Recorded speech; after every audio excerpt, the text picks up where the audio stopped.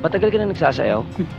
Virgin ka pa? Hindi, no? Sa isang maalinsangang araw sa Maynila, naroon ang isang karaniwang lalaki na si Benito, isang empleyadong nagtatrabaho sa isang hardware store. Samantala, sa ibang bahagi ng lungsod, makikilala natin ang isang dalagang nagngangalang Charisse. Tulad ng maraming kababaihang kapos sa oportunidad, hindi rin siya pinalad magkaroon ng magandang kapalaran sa Maynila. Dahil sa hirap ng buhay, napilitan siyang magtrabaho bilang isang dancer sa isang club tuwing gabi at sa araw naman ay umuwi siya sa isang masikip at maliit na boarding house. Sa isang luma at siksikang gusali na tinitirhan ng maraming pamilya, doon nakatira si Benito. Sa tuwing umuwi siya mula sa trabaho, lagi niyang napapansin si Lara, ang kaakit-akit na babaeng katabi ng kanyang hinihigaan. Sa kasamaang palad, may asawa na itong mukhang gon sa mga pelikula ni FPJ. At sa tuwing may ginagawang milagro ang mag-asawa, hindi maiiwasan ni Benito na masaksihan ng alanganing eksena dahil isang manipis na kurtina lamang ang naghihiwalay sa kanilang pwesto. Isang gabi, nagpasya si Benito na magpahinga at magpakasaya gamit ang perang naipon niya mula sa pagtatrabaho sa hardware. Habang naglalakad sa isang makipot na kalsada, napansin niya ang isang beer house sa may kanto. Doon, ginamit niya ang kaunti niyang ipon para umorder ng isang beer. Doon, napansin niya ang isang babaeng sumasayaw sa entablado at saglit siyang natigilan sa pagkabighani. Isang sulya pa lang ay nahulog na ang loob niya. Pagkatapos ng set ni Charisse, matyaga siyang naghintay hanggang matapos ang trabaho nito bago siya lumapit. Naglabas siya ng ilang perang naipon at ipinahiwatig kay Charisse ang kanyang nais. Nabigla man ng dalaga, agad niya itong naunawaan at tinanggap ang pera. Dahil may interes din siya kay Benito, pumayag siyang sumama. At dahil limitado ang budget ni Benito, dinala niya si Charisse sa isang madilim na bahagi ng bangketa. Doon nagsimula ang kanilang mainit na talpakan. Kinabukasan, hindi maiwasan ni Benito ang alaala ng nakaraang gabi. Napansin niya si Lara sa kabilang higaan. Dahil may problema rin ito sa pera at ang asawang natutulog sa kabilang higaan ay wala ring trabaho, palihim niyang hinikayat si Benito na may gawin sila. Ngunit hindi nagpadala si Benito sa tukso at lumayo sa babae. Natatakot ding mahuli ng asawa nitong natutulog sa kabilang higaan. Nadismaya si Lara at bumalik sa kanyang asawa para ilabas ang init na nararamdaman.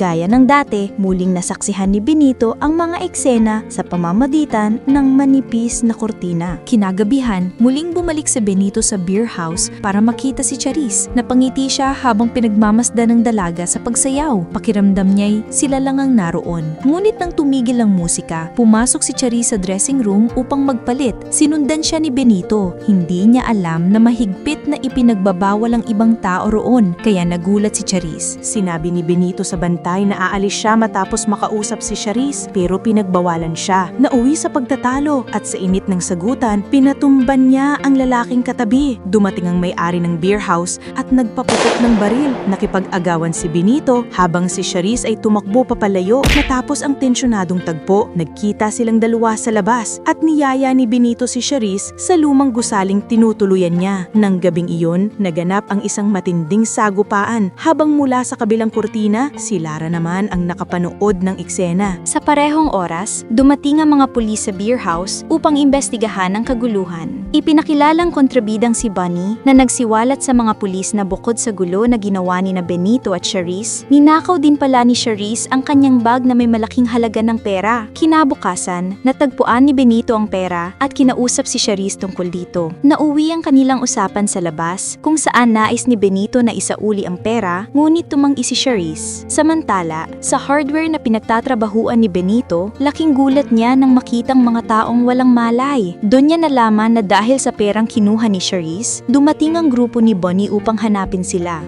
Bumalik si Charisse sa lumang gusaling tinutuluyan ni Benito. Ngunit si Bunny ang kanyang nadatnan. Desperado nitong mabawi ang pera. Ngunit tumanggi si Charisse na sabihin kung nasaan iyon. Matapos siyang saktan ni Bunny, nalaman niyang mas malaki ang problemang kanilang kinakaharap. Ang 200,000 pesos ay utang lamang ni Bunny kay Doddy, isang mapanganib na lalaking handang pumatay para sa pera. Dahil dito, tiyak na nasa panganib si Charisse kapag dumating ang paniningil. Sa gitna ng tensyon, napansin ni Charisse ang baril na dala ni Benito at agad niya itong sinunggaban. Sa loob ng ilang sandali, pinabagsak niya ang mga tauhan ni Bunny. Nag-agawan sila ng baril, ngunit nagtagumpay si Charisse at tuluyang pinabagsak si Bunny. Huli nang dumating si Benito, naabutan niya ang mga walang buhay na katawan habang si Charisse ay nakaupo. Gamit ang kotse ni Bunny, agad silang tumakas palayo sa pinangyarihan, umaasang makalayo sa mga problemang patuloy na nagbabantang sumunod sa kanila. Sa daan, pansamantala nilang ipinarada ang sasakyan upang mag-usap. Doon, inilahad ni Charisse ang mas mabigat na problema. Kahit patay na si Bunny, may mas delikadong kalaban pa silang haharapin, si Dodi, na tiyak nang naghahanap sa kanila. Bukod dito, malamang ay tinutugis na rin sila ng mga pulis dahil sa nangyaring pagpatay sa grupo ni Bunny. Hindi nagtagal, nagtungo sila sa boarding house kung saan itinago ni Charisse ang pera.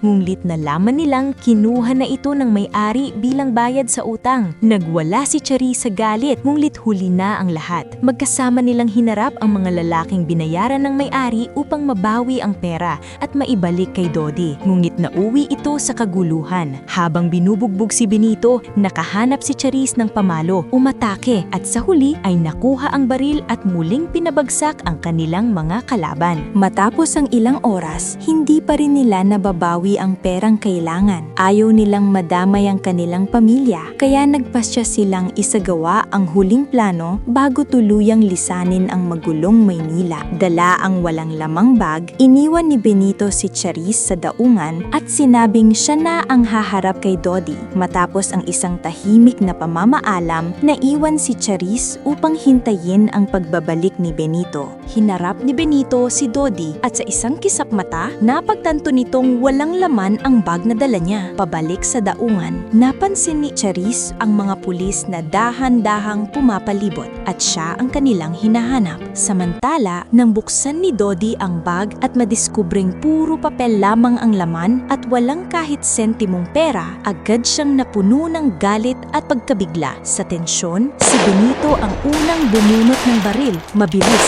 at walang alinlangan, isa-isang pinabagsak ang kanyang mga kalaban. Ngunit bago tuluyang sumuko sa kamatayan, nagawa pa ni Dodi na makabaril at ang bala ay tumama sa tagiliran ni Benito. Pabalik sa daungan, hindi na nagawang hintayin pa ni Charisse si Benito dahil nahuli na siya ng mga pulis at dinala sa kulungan. Di nagtagal, dumating si Benito sa lugar kung saan sila dapat magkikita ni Charisse. Pero huli na ang lahat dahil sa tama ng bala, unti-unti siyang nanghina hanggang sa tuluyang bumagsak sa sahig.